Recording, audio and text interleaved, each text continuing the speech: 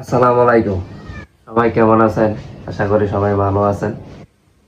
Moulting এর সময় কি করণীয়, কবুতরকে কিভাবে যত্ন নেবেন সেই বিষয় নিয়ে মূলত আলোচনা করব। দীর্ঘ অনেকদিন পর আবার ভিডিওর ভিতরে ব্যাক করছি। সবাই কেমন আছেন? মোল্টিং এর সময় অবশ্যই কবুতরকে রেস্টে রাখবেন।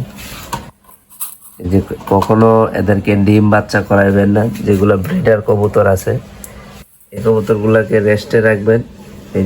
এই যে এদের পশম দেখছেন, অনেক পশম জড়তাছে এখান থেকে।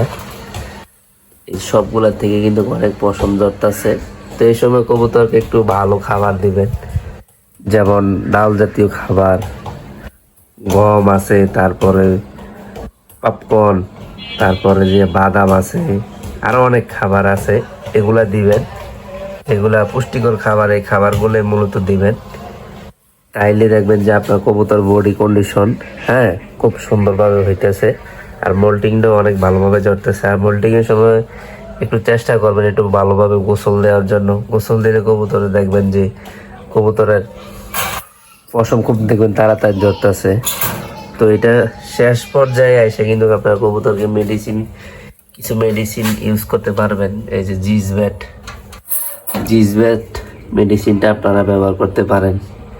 মেডিসিনটা খুবই ভালো, আর এটা খুব একটা পাইট মাদি, আমার পছন্দের একটা পাইট মাদি। সবাই দোয়া করবেন ইনশাল্লাহ। মোল্টিংটা কাটার পরে আমরা ইনশাল্লাহ আগে কিরমি করায় তারপর জোড়া দেব।